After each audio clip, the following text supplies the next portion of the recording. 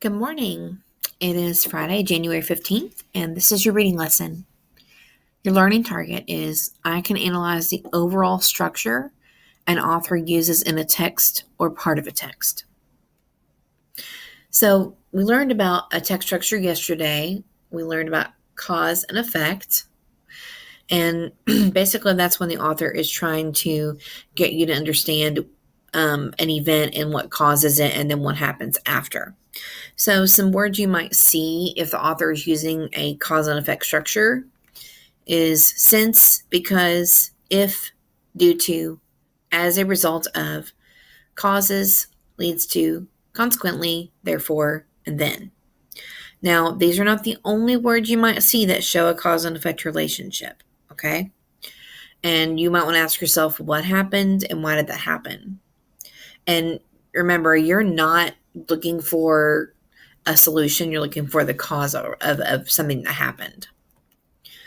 So they use this when they want you to understand why something happens and the effects of it.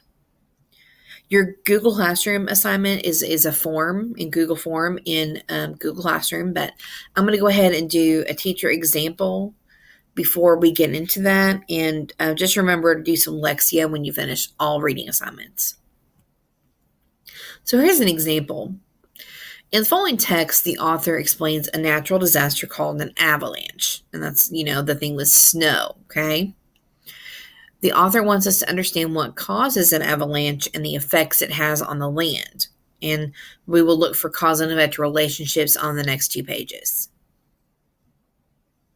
So I'm going to begin by reading. And I don't want to forget to pay attention to my heading and my captions here. So this says avalanche beginnings. And since it's talking about beginnings, I know that they're probably going to tell me the causes of an avalanche. The best time for an avalanche is to occur is 24 hours after a snowfall of over 12 inches or 30 centimeters. Skiers, snowboarders, and mountain climbers are often cause avalanches. So I see that word cause right there. And what I'm going to do is I'm going to use my pen here and I'm just going to circle or pay attention to any kind of cause and effect relationship I see. It's hard to imagine how snow can be dangerous. To understand how avalanches work, you must learn about the snow itself. Snow is made up of tiny crystals. As the snow falls through the winter, the crystals pile up on top of one another like layers of sand. Of a sandwich. I'm sorry, that makes difference, doesn't it? Like layers of a sandwich. With each snowstorm, the layers keep growing and growing. In the mountains, some snow piles can be as much as 40 feet or 12 meters thick. Wow, that's a lot of snow. With all that snow sitting on the side of a steep mountain, the layers can slide over one another and come tumbling down the mountain. This is an avalanche. To start the snow layers sliding, all it takes is vibration or small movement. Even sounds such as the voices of people or a faraway train can start an avalanche. That is crazy. So I know the author is trying to explain to me the causes of an avalanche. Now, up here, they keep talking about snow and building up in layers, and I do think that's part of the cause of why there's so much snow. But when I think about what actually causes the avalanche, which is the falling of the snow, of a huge amount of snow, I'm looking down here.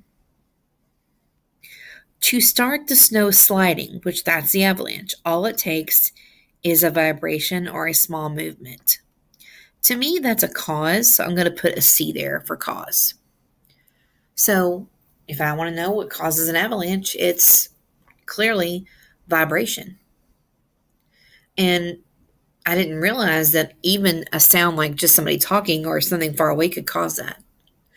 Now, I know that in real life that, when we have snow, that somebody talking around snow does not mean the snow is going to start sliding everywhere.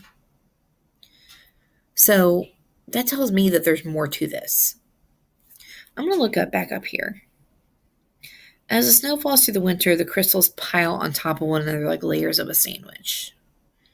With each snowstorm, the layers keep growing and growing.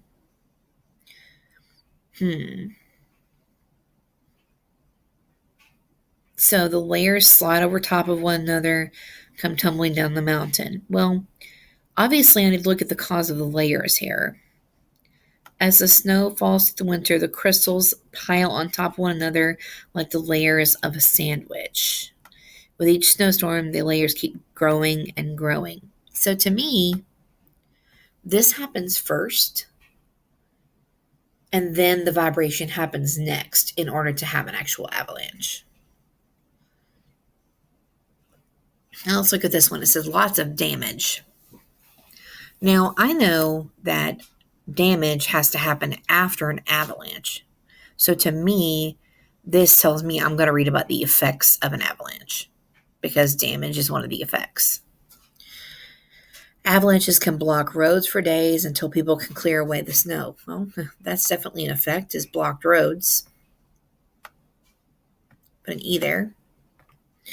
Power lines can easily be snapped by an avalanche, causing entire towns to lose power. That's a big effect.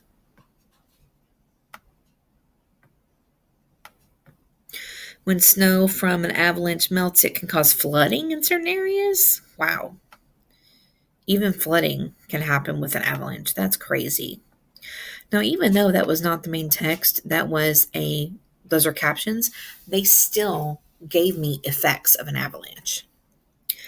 Avalanches can do a lot of damage. The powered avalanche can destroy a whole town. Wow. Can destroy a whole town. That's definitely an effect. The wind made by an avalanche can also be dangerous. The falling snow pushes the air in front of the avalanche at very high speeds.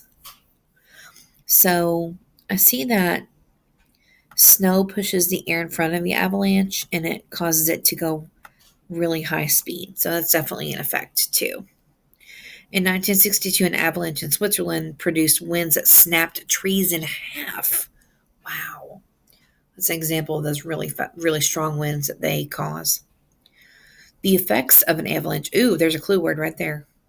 Effects. The effects of an avalanche can be seen for a long time after the snow stops moving. That's because an avalanche changes the land around it. Wow, that's crazy. So they change the land around it. That's an effect. Avalanches carry a huge amount of dirt from one area to another. And one avalanche can move as much dirt as a river will move in a year. So that's another effect, is they move dirt. They move dirt around, and that's obviously going to affect the way that the land is seen and the way it looks. So as you can see, I went through and I found causes of avalanches and I found effects of avalanches. And remember, I'm not always going to see clue words like these. I may just see examples of a cause and effect relationship. So, power can destroy a whole town. Destroy tells me an effect. Snow pushes the air in front of the avalanche, very high speeds. So, the snow pushing, and the effect is that it causes high speeds. And again, I don't have necessarily a clue word, but I can see the cause and effect relationship. I know that the author of this piece is trying to help me understand how avalanches cause damage.